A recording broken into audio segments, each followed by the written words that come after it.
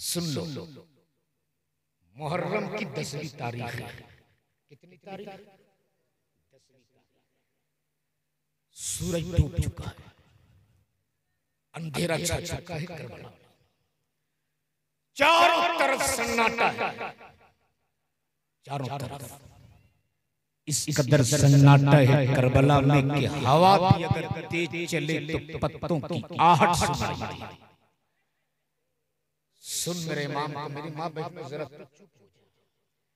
लेकिन क्या कीजिएगा हाजी साहब, इनको तो हुकूमत नहीं चुप करा सकती, तो भला एक मौलवी से क्या चुप करा सकता है। और ये मेरी माँ बहनें जलसा सुनने कम आती है, ये जलसा करने ज्यादा आती है। सही है कि गलत? एक आदमी ने, एक बादशाह ने इनाम रखा था हाजी साहब कि जो जितना बड़ा झूठ बोलेगा उसे उतना ही बड़ा इनाम मिलेगा। एक आदमी आया, बोले हुजूर, रोजाना सूरज पूरब से निकलता है, पश्चिम में डूबता है, आज मैंने सूरज को पश्चिम से निकलते देखा। बादशाह बोला, ये बहुत बड़ा झूठ नहीं है, मुमकिन हो सूरज पश्चिम से निकल जाए। एक आदमी आया दौड़ते हुए, बोले अभी मैंने मिल्की में देखा कि एक हाथी चड्डी पहन के घूम रहा। बादशाह बोला, ये भी झूठ, बहुत बड़ा झूठ नहीं है, मुमकिन हो कंपनी वाले इतनी बड़ी चड्डी बना दे। एक आदमी आखिर में आया, बोले हुजूर, मैंने देखा चंद औरतें एक जगह जमा है और सब चुप है, कोई किसी से कुछ नहीं बोलती। बादशाह बोला, यही सबसे बड़ा झूठ है, इसलिए ये इनकी फितरत है। ये जहां चंद मेरी खालाएं रहेगी, ये चुप रह ही नहीं सकती।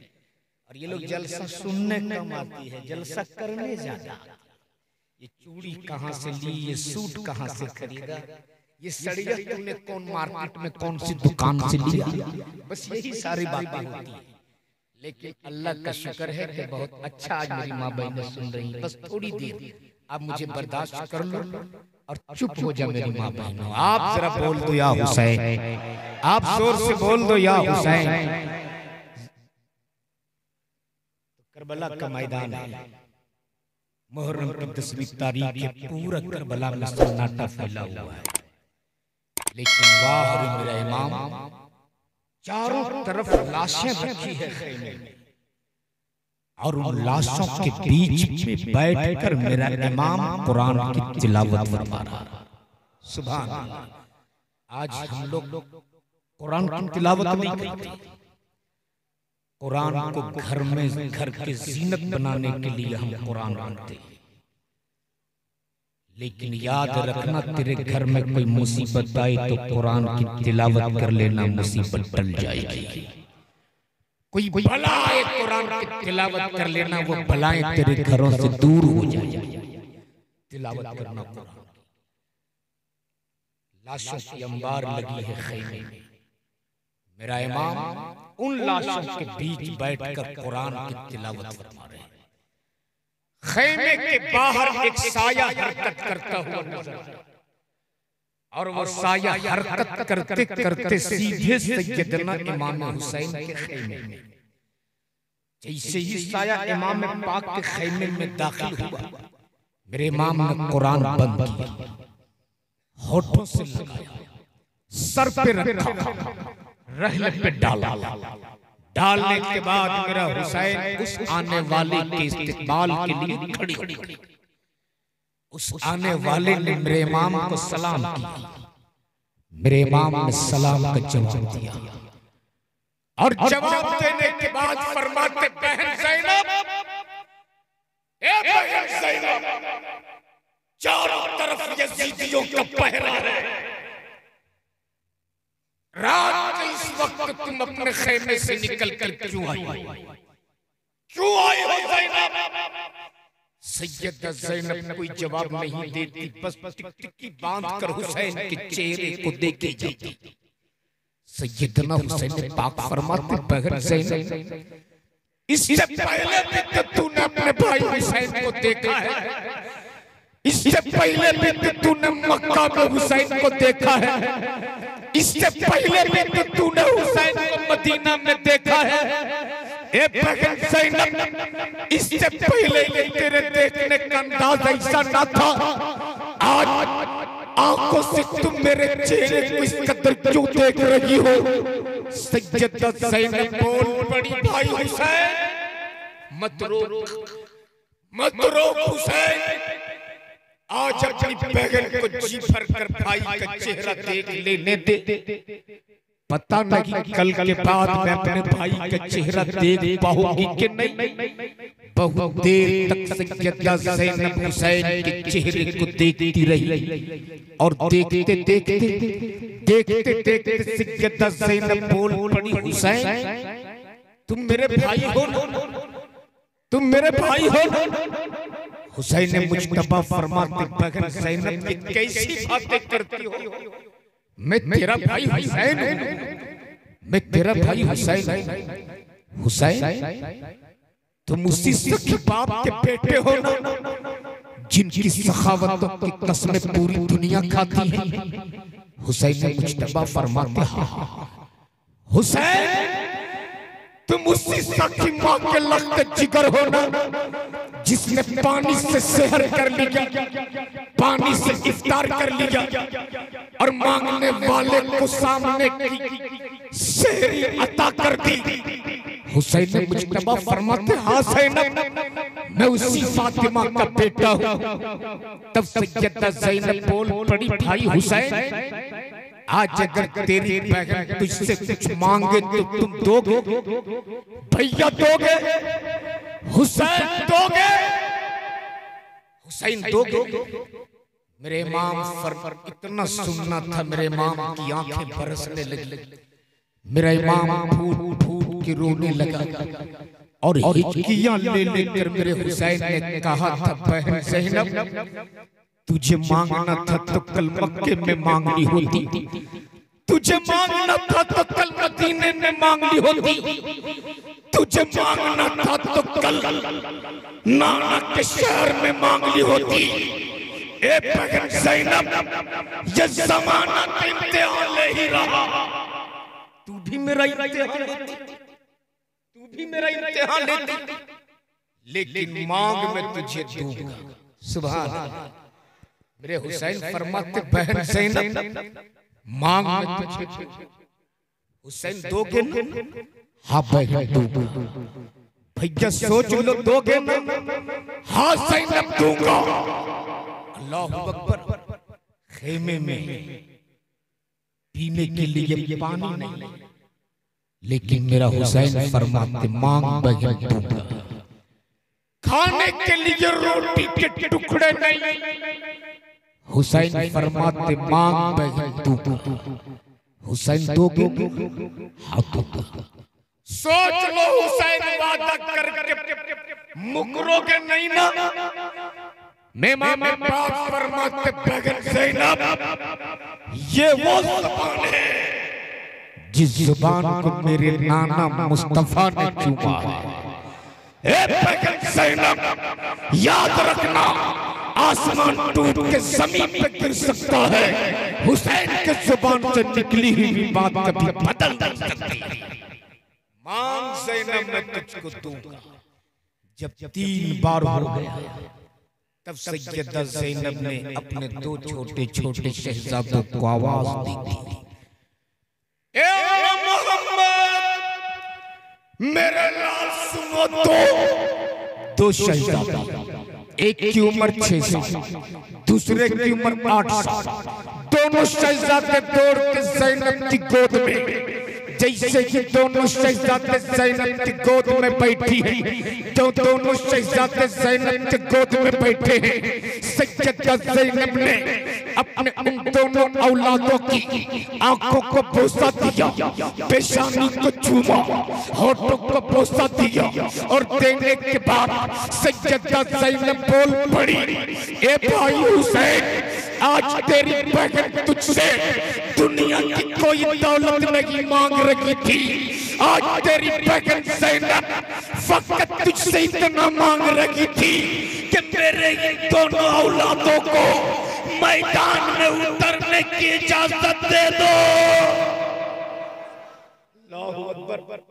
जैसे ही सैयदा ज़ैनब से मेरे हुसैन ने सुना कि ये दोनों छोटे शहजादों को मैदान में उतरने की इजाजत मांग रही है। मेरे इमाम फरमाते बहन ये तूने क्या मांग लिया, क्या मांग लिया ज़ैनब? आज हुसैन से तुम जमाने की जो भी दौलत मांगती हुसैन तुझको दे देता, लेकिन अपने इन छोटे छोटे भांजों को मैदान में कटने की इजाजत। लेकिन अब तो मैंने कह दिया, दे दिया ज़ैनब, अब तो मैंने दे दिया।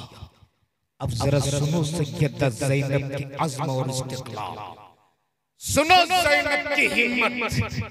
दोनों शहजादों को ज़ैनब ने उठाया, खेमे के अंदर ले गई। रात भर सैयदा ज़ैनब अपने दोनों शहजादों को अपने सीने से लगा के सोती रही।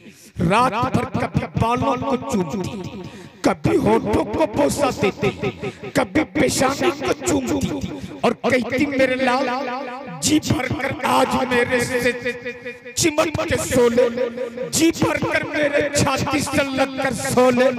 पता नहीं कल के बाद तू मेरे साथ सो पाएगा कि नहीं, पता नहीं कल के बाद तू अपनी माँ का चेहरा देख पाएगा कि नहीं, पता नहीं कल के बाद एक माँ तेरे सूरत देख पाएगी कि नहीं। बेटो जी भर कर अपनी माँ से मोहब्बत कर ले, जी भर कर अपनी माँ के सीने से लग जा। रात भर ज़ैनब अपनी बेटों को अपने सीने से लगा के सोती रही, अपने शहजादों को अपने सीने से लगा के सोती रही। जैसे करबला के वादी में फजर की आज़ान होती है, सैयदा ज़ैनब भी उठी, ज़ैनब के शहजादे भी उठे, वज़ू किए, नमाज फजर अदा की। नमाज फजर के बाद करबला के मैदान में मुनादी ने निदा किया कि जंग के मैदान में आया जाए। जब जंग का मैदान शुरू हुआ तो उस मैदान के कारज़ार में निकलने वाला सबसे पहला ज़ैनब के वो दोनों शहजादे थे। सैयदा ज़ैनब ने सुबह में फजर के बाद अपने दोनों शहजादों के बालों में कंघा किया, सर पे अमामा बांधा, कमर में पटका डाला, म्यान से दो छोटी छोटी तलवारें निकाली और तलवारें निकालने के बाद अपने दोनों शहजादों के हाथों में वो तलवार थमा दी। अब वो दोनों अली के शेर, दोनों ज़ैनब के शहजादे, दोनों नन्हे मुजाहिद अपने छोटे छोटे हाथों में अपनी छोटी छोटी तलवारों के लिए जब मैदान में उतरे हैं। अभी चंद ही कदम चले थे, अभी खैमे से निकल कर कुछ ही दूर गए थे कि माँ की ममता मचल उठी, माँ का प्यार तड़प उठा, माँ की मोहब्बत जाग उठी। सैयदा ज़ैनब खैमे से आवाज देती, ए औनो मोहम्मद, मेरे शहजादे मैदान से पलटा, ए मेरे जिगर के टुकड़ों मैदान से लौटा, ए औनो मोहम्मद मैदान से पलटा।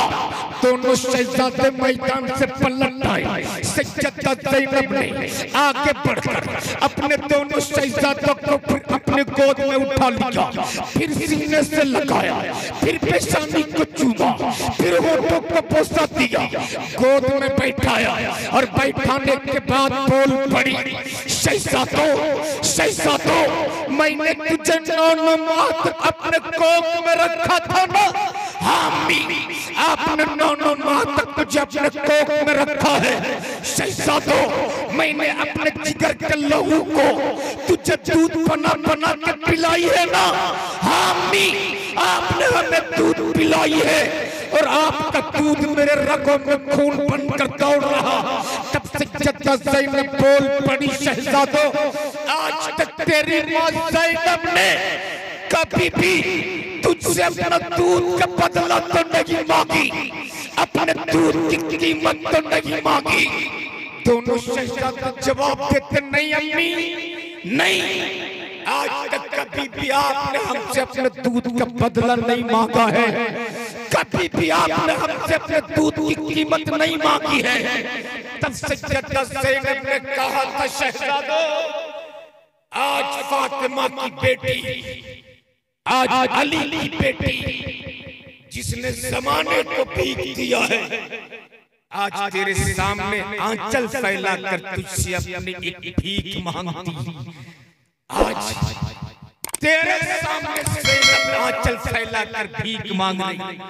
शहजादे बोल पड़े, अम्मी आप तो फातिमा की बेटी हो, आप तो फातिह खैबर मौला अली की बेटी हो, अपने बेटों से किस चीज की भीख मांग रही? तब सैयदा ज़ैनब ने कहा था, बेटो आज अपनी माँ को पिया हुआ दूध की कीमत दे दी। तेरी माँ ने तुझे दूध जो पिलाई है, ज़ैनब ने जो तुझे दूध पिलाई है, आज उसी दूध का बदला मांग रही है। अल्लाह अकबर। बड़ा बेटा जो था ना, बोल पड़ा, अम्मी आपका बेटा अपने जिस्म से खून का एक एक कतरा निचोड़ निचोड़ के दे सकता है, लेकिन माँ के दूध का बदला नहीं दे सकता, माँ के दूध की कीमत नहीं दे सकता। इसलिए आए हो आज इस उर्स पाक में। अगर तेरे माँ बाप जिंदा है तो उनकी खिदमत जरूर करना। बड़ी नेमत है तेरे माँ बाप तेरे लिए। हाजी साहब, आजकल हर नौजवानों से मैं कहता हूँ, अगर आपने अपने जिस्म की चमड़ी उतार कर तपती हुई धूप में सुखा कर उसकी जूती बनाकर अगर आपने अपने माँ बाप को पहनाया ना, खुदा की कसम फिर भी आप अपने माँ बाप का हक अदा नहीं कर सकते हो। तेरी माँ ने जिस दिन तुझे दूध पिलाई है ना, उस दूध की कीमत अदा नहीं कर सकते हो। इसलिए नौजवानों, अगर किसी मैदान में तुम नाकाम हो रहे हो और अगर कामयाबी चाहते हो, तेरी माँ तेरे घर में जिंदा है तो आंचल पकड़ ले। अगर तेरी माँ ने तेरे लिए आंचल उठा दिया तो खुदा की कसम मैं खूब जानता हूँ, जब एक माँ अपनी औलाद के लिए आंचल उठाती है तो जुबान से कम बोलती है, आंखों से ज्यादा बोलती है। और जब माँ की आंखें बरसने लगती है तो रब की रहमत भी झूमने लगती है।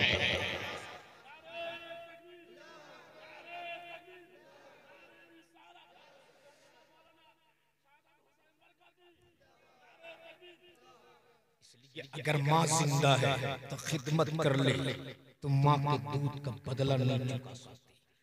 अरे जब औनो मोहम्मद फरमाते, अम्मी तेरे लिए जिस्म की जो तूने अपने लहू को दूध बना बना कर पिलाई है ना, अपने जिस्म से लहू का एक कतरा दे सकता हूं, लेकिन माँ के दूध का बदला नहीं दे सकता।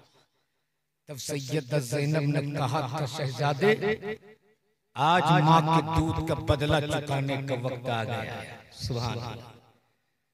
मोहम्मद ने कहा था, वो कैसे? तब सैयदा ज़ैनब ने कहा था, देख इन यजीदियों ने तेरे नाना के दीन की अजमत को चैलेंज किया है, नबी की शरीयत को ललकारा है, काबे की अजमत को चैलेंज किया है। ए बेटो जाओ और अपने नाना की शरीयत के लिए, कुरान की अजमत के लिए, दीन की तकद्दुस के लिए अपने माँ का पिया हुआ दूध को मैदान में खून की शक्ल में बहा देना इतना सुनना था। अब वो दोनों अली के शेर, दोनों ज़ैनब के शहजादी, दोनों नन्हे मुजाहिद ने अपने छोटे छोटे हाथों में अपनी छोटी छोटी तलवारों को उठाया है और फिर मैदान में उतरा है। अभी चंद ही कदम चले थे, छोटे भाई के पैरों में ठोकर लगी, लड़खड़ा के जमीन पे गिरा। बड़ा भाई उंगली थाम के बोल पड़ा, भाई हिम्मत मत हार, मंजिल करीब है, हमें अपने माँ के दूध का बदला चुकाना है, हमें अपने माँ के दूध की कीमत चुकानी है। लेकिन जैसे कि सैयदा ज़ैनब ने अपने बच्चे को मैदान में गिरते देखी, सैयदा ज़ैनब दौड़ के मैदान में और अपने बच्चे के बाजू को पकड़ कर बोल पड़ी, ऐ शहजादो, तेरी माँ ज़ैनब ने तुझको मैदान में गिरने के लिए दूध नहीं पिलाई थी, बल्कि इन यजीदियों को काटने के लिए दूध पिलाई थी। शहजादा अब दोबारा मत गिरना, अब दोबारा मत गिरना। अब ये दोनों अली के शेर जब उतरे हैं मैदान में, उतरे हैं मैदान में सैयदा ज़ैनब के जुमला सुनो। फरमाया तमा बहनों गौर से सुनना, अपने बेटों से मोहब्बत करने वाली हो तुम भी। क्या फरमाती शहजादो, अगर तूने अपना चेहरा मैदान से ऐसे ही लौटा कर लाया तो कल कयामत के दिन तेरी माँ तेरा दूध नहीं मांगेगी।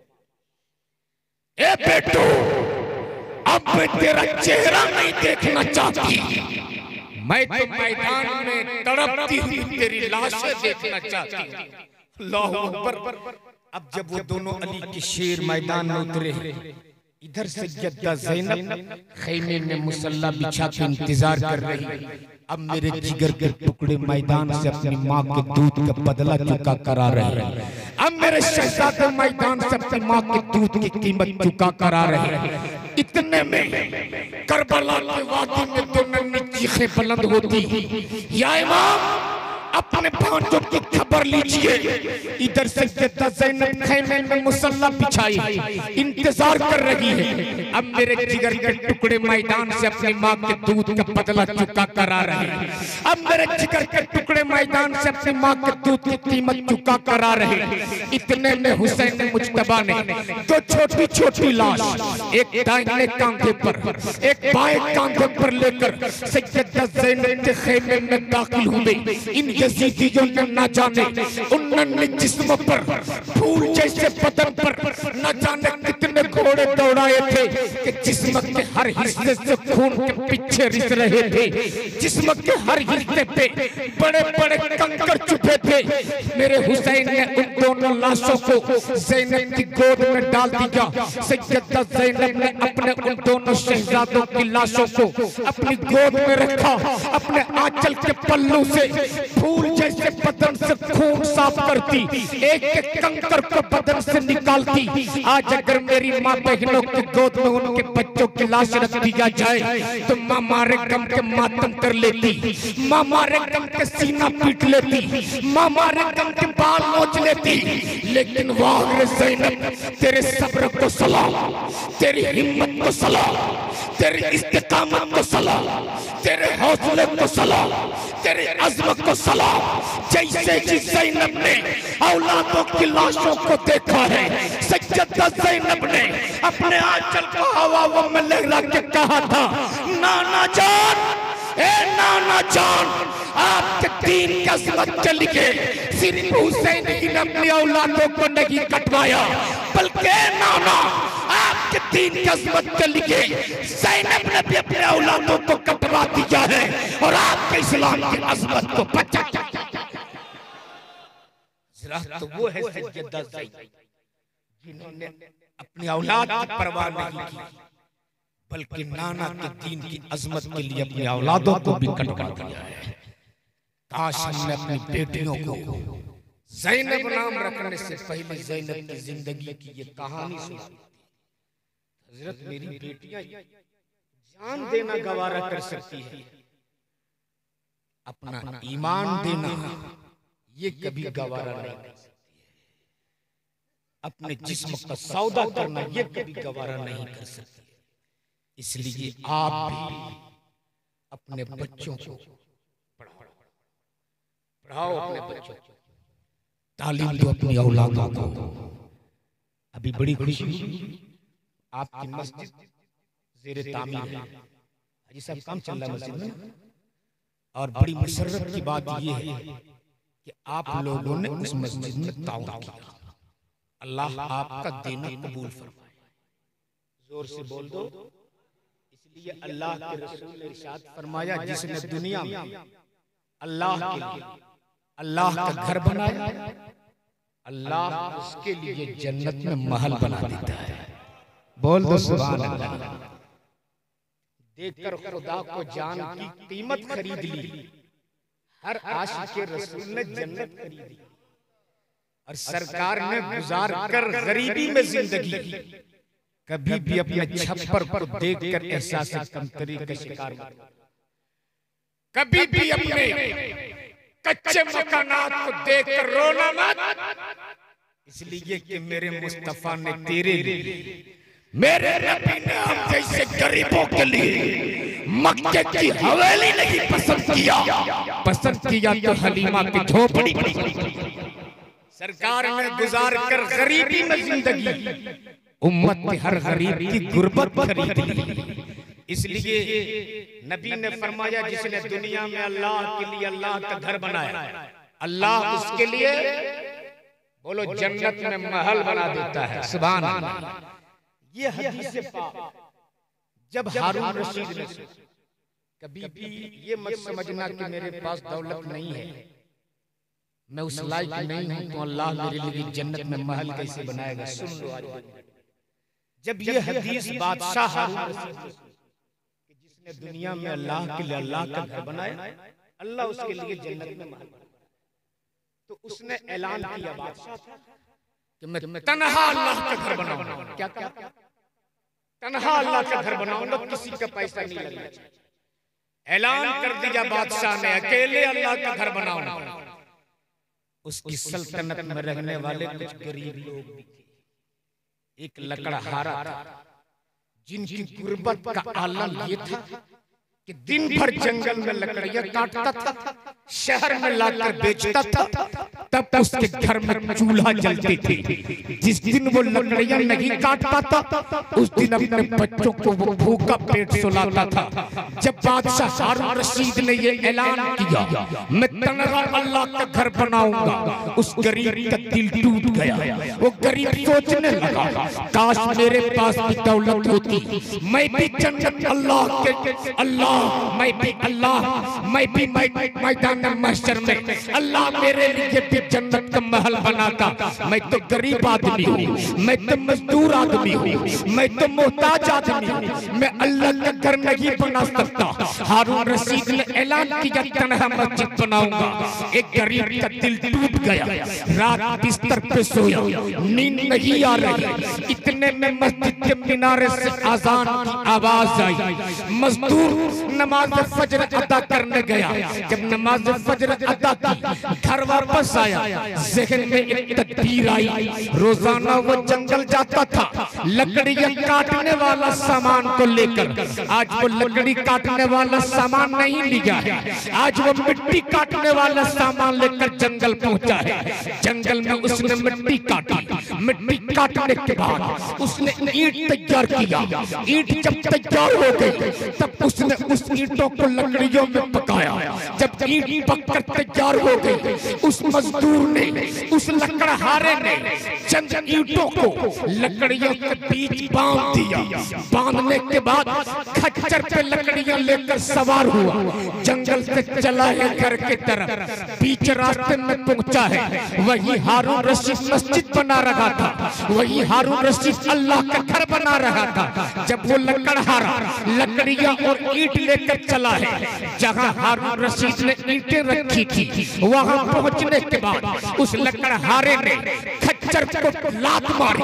खच्चर जमीन पे गिरा, लकड़ियां गिरी। लकड़ियों के अंदर जो चंद ईंटें रखी थी, ईंटें भी गिर गई। जल्दी से उस मजदूर ने उन ईंटों को हारून रशीद के ईंटों में मिला दिया।